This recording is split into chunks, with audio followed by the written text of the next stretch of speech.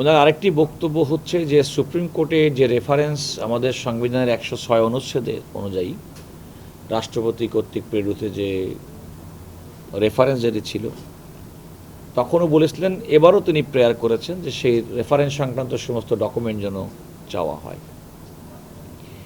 আমি রাষ্ট্রের পক্ষ থেকে অ্যাটর্নি জেনারেল হিসেবে এবং আমাদের অতিরিক্ত অ্যাটর্নি জেনারেল জনাব ব্যারিস্টার অনিকার হক সহ আমাদের যারা ল অফিসার যারা ছিলেন, খান জিয়াউর রহমান, মাহফুজ বিন ইউসুফ সহ অন্যান্য ল অফিসার, আমি এই মামলায় রাষ্ট্রের পক্ষ থেকে যে কথাটি বলেছি সেটা হচ্ছে, প্রথম কথা হচ্ছে যে উনি যে সংক্ষুব্ধ হলেন এবং কোনো একটা মামলা করার ক্ষেত্রে যে সংক্ষুব্ধ হওয়ার যে পেরিফেরি আমাদের আইনি বিধান রয়েছে তার মধ্যে উনি পড়েন না।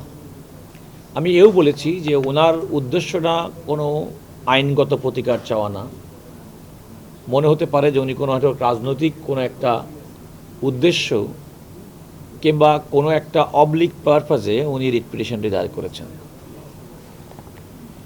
আমি দ্বিতীয়ত বলেছি, উনি যেহেতু ইতিপূর্বে একটি রিট পিটিশন দায়ের করেছিলেন, সেই রিট পিটিশনটা আগেও খারিজ হয়ে গিয়েছিল, একই বিষয়ের উপরে আরেকটি রিট পিটিশন দায়ের করতে পারেন না।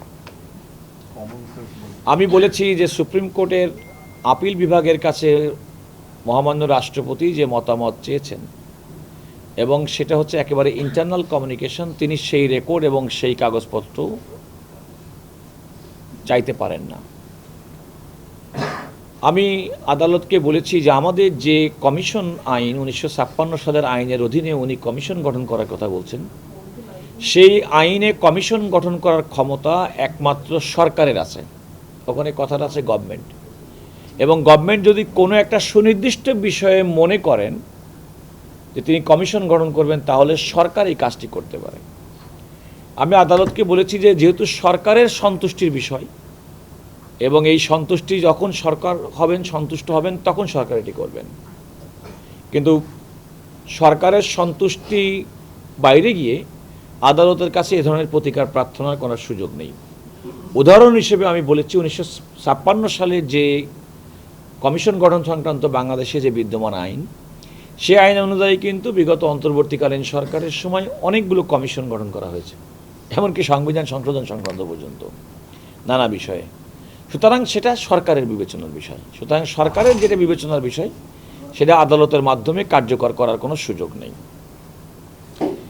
এবং আনুষঙ্গিক আরও বেশ কয়েকটি বিষয়ে আদালতের বলার পর আদালত যে পর্যবেক্ষণ করে তার এই পিটিশনটি সামারলি রিজেক্ট করে দিয়েছেন, এবং আমাদের পক্ষ থেকে যে সমস্ত আর্গুমেন্টগুলো করা হয়েছিল তিনি আদালত আমাদের সে আর্গুমেন্টগুলো গ্রহণ করেছেন। আপনারা দেখেছেন যে প্রকাশ্য আদালতে আদেশ পড়েছেন এবং যে আদেশটি আমাদেরকে বলেছেন, আমি তার সারবত্তাটুকু এনেছি। তিনি বলেছেন এটা আরও বিস্তারিত হবে। তবে যে কথাটি আমি আপনাদেরকে বলতে পারি সেটা হচ্ছে যে তিনি অন্তর্বর্তীকালীন সরকার অর্থাৎ ডক্টর মোহাম্মদ ইউনূসের নেতৃত্বাধীন অন্তর্বর্তীকালীন সরকারের বৈধতা চ্যালেঞ্জ করে যেটা তিনি মামলা করেছেন, ইতিপূর্বে তিনি এই মামলাটি করেছেন, যেটি হাইকোর্টে তিনি তার রিট পিটিশনটি খারিজ হয়েছিল, এবং সুপ্রিম কোর্টের আপিল বিভাগ বিগত 4 ডিসেম্বর 2025 আপিল বিভাগ সেটিও খারিজ করে দিয়েছেন। অর্থাৎ একই বিষয়ের উপর তিনি দ্বিতীয়বার আর মামলা করতে পারেন না। এটা হচ্ছে প্রথম আদালতের অবজারভেশন।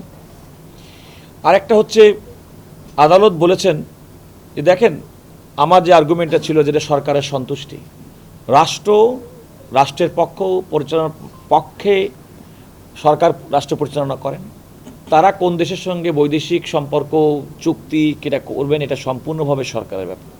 কোনো সুনির্দিষ্ট কোনো বিষয়ে সরকার যদি মনে করেন, তাহলে 1956 সালের এই আইন অনুযায়ী ওনারা যেহেতু ক্ষমতা প্রয়োগ করেন এবং সরকার এখন মনে করছেন না, সুতরাং এই ব্যাপারে তার এই চাওয়াটার কোনো যৌক্তিকতা নেই। তৃতীয়ত বলেছেন যে আমাদের যে চুক্তির যে বিষয়টি, সেটি এটা আমারও আর্গুমেন্ট ছিল যে এটা রাষ্ট্রের এবং সরকারের একটা নীতিগত সিদ্ধান্তের ব্যাপার।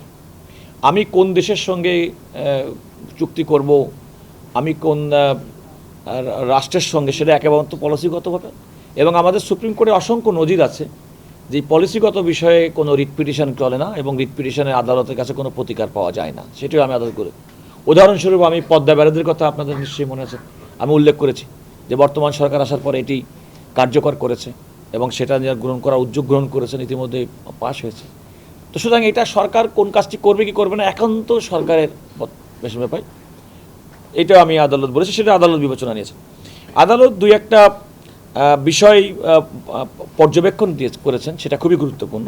ওনারা বলেছেন এখন একটা ডেমোক্রেটিক্যালি ইলেক্টেড গভর্নমেন্ট, নতুন সরকার আসছে, একটা নির্বাচিত সরকার আসছে, এবং পার্লামেন্ট অত্যন্ত ফাংশনাল এবং ভাইব্র্যান্ট, যে সংসদ অত্যন্ত কার্যকর রয়েছে এবং সেখানে যে কোনো বিষয়ে আলোচনা হতে পারে, বিতর্ক হতে পারে, এবং সেখান থেকে এইগুলো বিষয়ে আলোচনা হতে পারে বলেও আদালত তার আদেশে পর্যবেক্ষণে উল্লেখ করেছেন। আর মৌলিকভাবে আদালত যেটা বলেছেন যে এই রিট পিটিশন, যেটা সম্পর্কে আমি বলেছিলাম যে যিনি রিট পিটিশন দায়ের করেছেন তিনি কোনো আইনি প্রতিকারের নয়, বরং তিনি কোনো অবলিক ইন্টেন্ট নিয়ে এটা করেছেন, সেটিও আদালত সেটা বিবেচনায় নিয়ে বলেছেন যে এই রিট পিটিশনের মাধ্যমে এই ধরনের পিটিশনের ভিত্তিতে সরকারের মুখোমুখি বিচার বিভাগকে দাঁড় করানোর একটা হতে পারে, একটা প্রক্রিয়া হতে পারে, সেটিও একটা অবজারভেশনের, আদালতের অবজারভেশনের মধ্যে আছে। তো আমরা এখন যেটা হয়েছে যে মোটা দাগে যে এই নীতিগত বিষয়ে এবং আদালতের যে ক্ষমতা এবং আদালত যে ক্ষমতার মধ্যে থেকে কাজ করে থাকেন, সেই ক্ষমতার মধ্যে এই রিট পিটিশনগুলোটা পড়ে না, এই কারণে রিট পিটিশনটা সরাসরি খারিজ করে দিয়েছেন।